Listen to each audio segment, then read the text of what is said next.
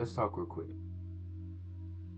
Um, Today I want to talk about something that we all experienced at some point in our lives. If not, we are currently, you know, experiencing. And that thing that I want to discuss is lust.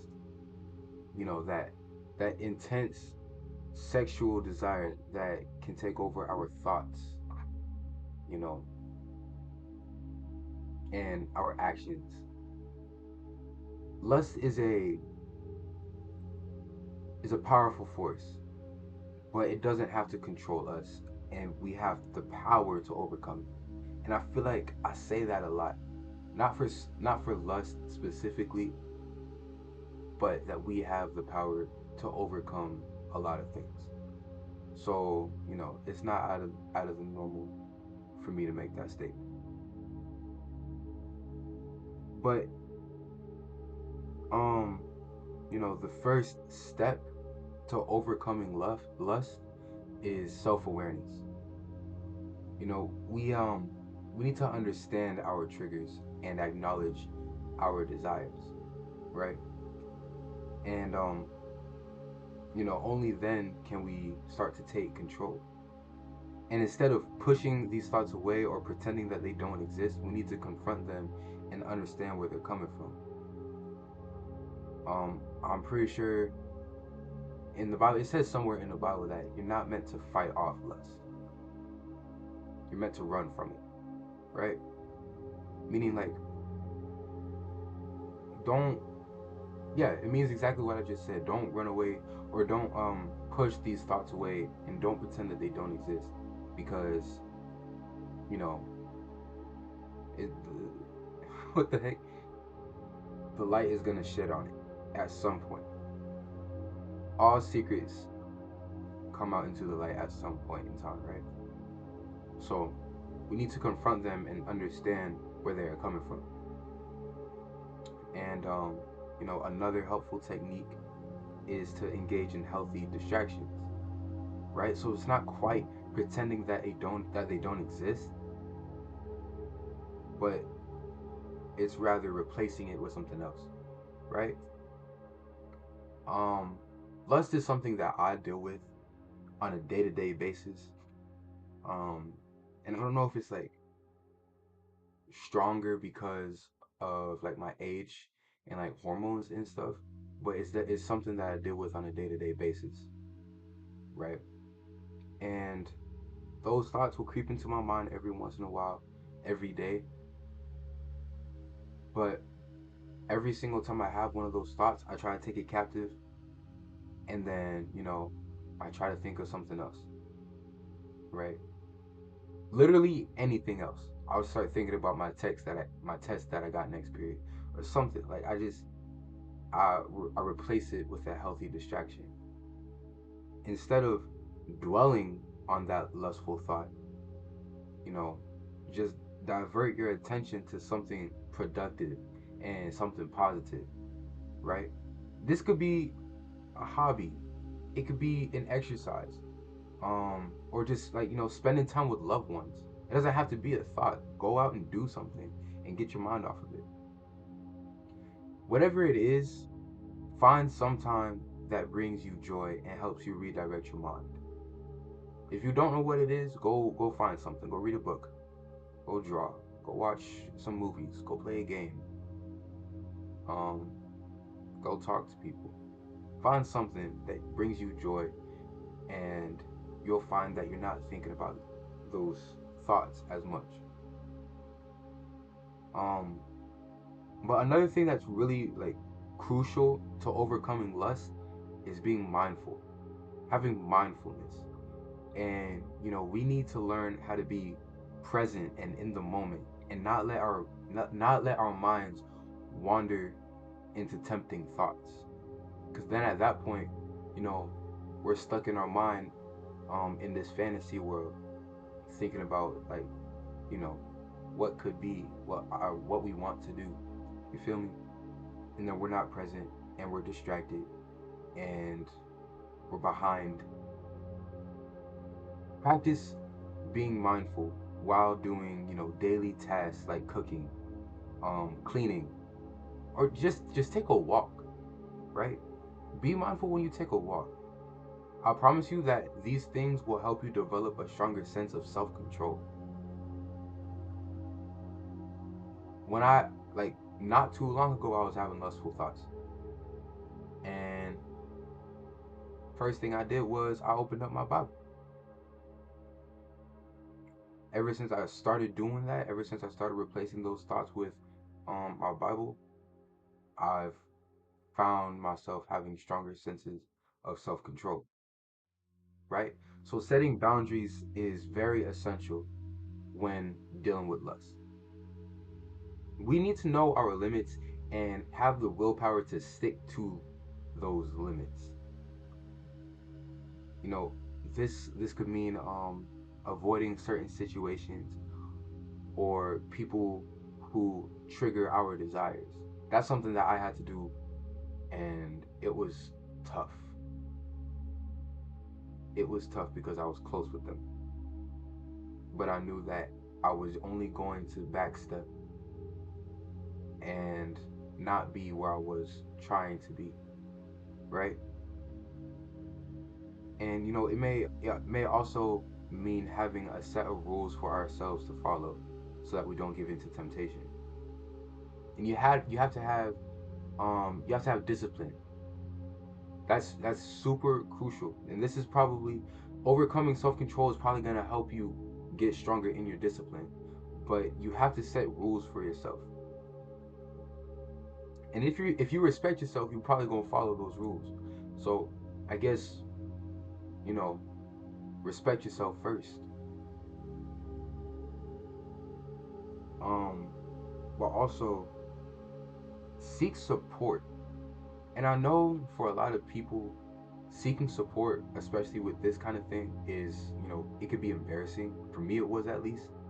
It can be embarrassing to go to somebody and be like, yo, um, I'm thinking this or I'm dealing with this, right? But that's that's just having humility at that point. Seek support, and I promise you, it's gonna make a huge difference in overcoming lust. Talk to a friend. I talk to friends, and it helps. Talk to friend. Talk to a friend. Um, Seek guidance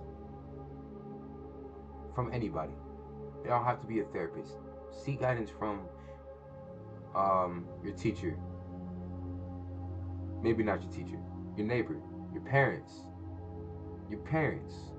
Your parents. I feel like your parents would be like a go-to for this type of situation. Go to your parents.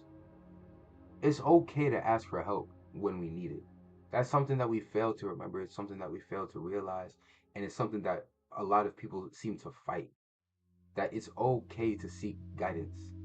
It's okay to ask for help. It's okay to not be okay. I know we hear that all the time. It's okay to not be okay. Sometimes having someone to hold us accountable is is gonna make a difference. It's gonna make all the difference in controlling our desires.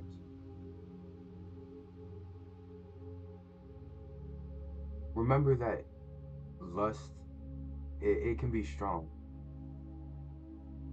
but we're stronger. We're stronger than the feeling. We're stronger than our desires. As long as we have self-awareness, as long as we have healthy distractions, as long as we have mindfulness, boundaries, support, lust is just another thing that we can overcome. We're able to take back control of our minds and live with integrity and self-discipline. If that means that you gotta delete social media, then shoot, that's what you gotta do. Social media can be an addiction for many people. For many people, it was an addiction for me, and it was hard for me to stay back from it. But I knew that I was going to, benefit from doing so. I knew that the stuff on social media was only going to take me back to where I was trying to leave. The music that I was listening to, I had to change that too. I mean, let's be honest. Most of the music of today, that's all it talks about.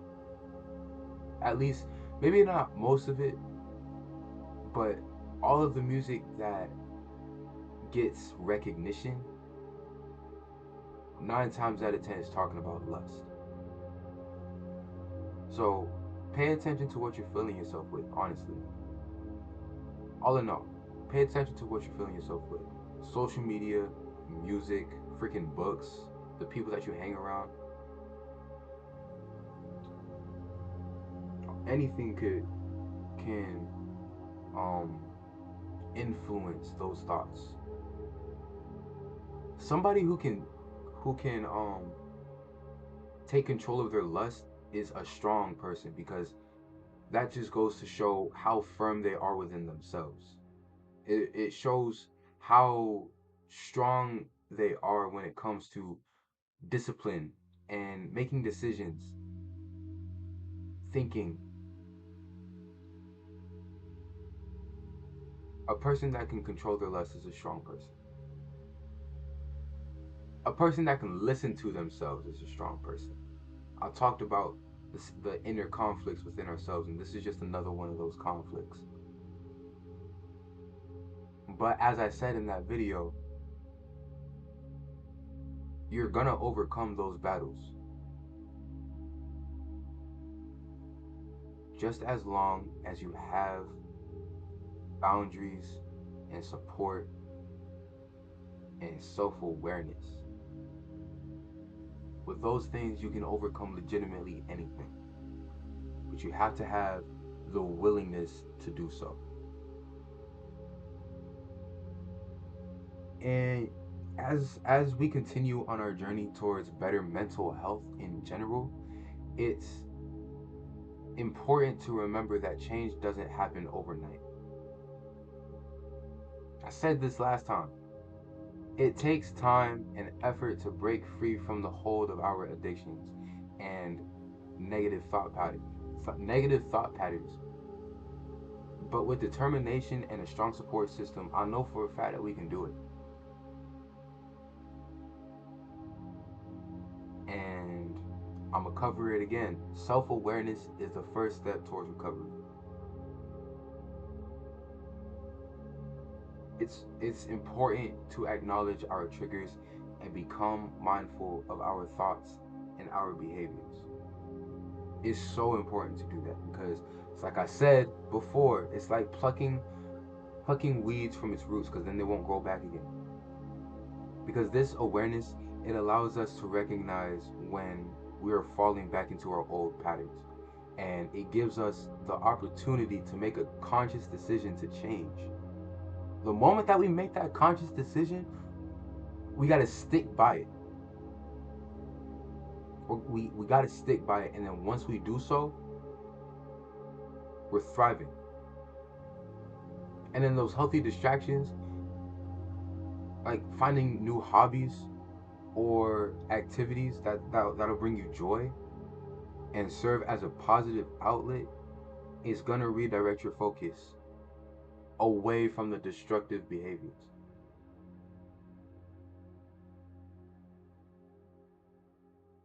If you're living a lustful lifestyle, you're gonna lose a lot of people that you find close to you.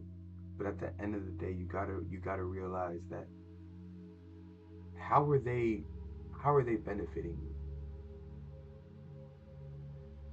How are they building you up into the person that that you want to be? Shoot, do they even know that you want to be a better person? Because if they don't, then they're not gonna help you.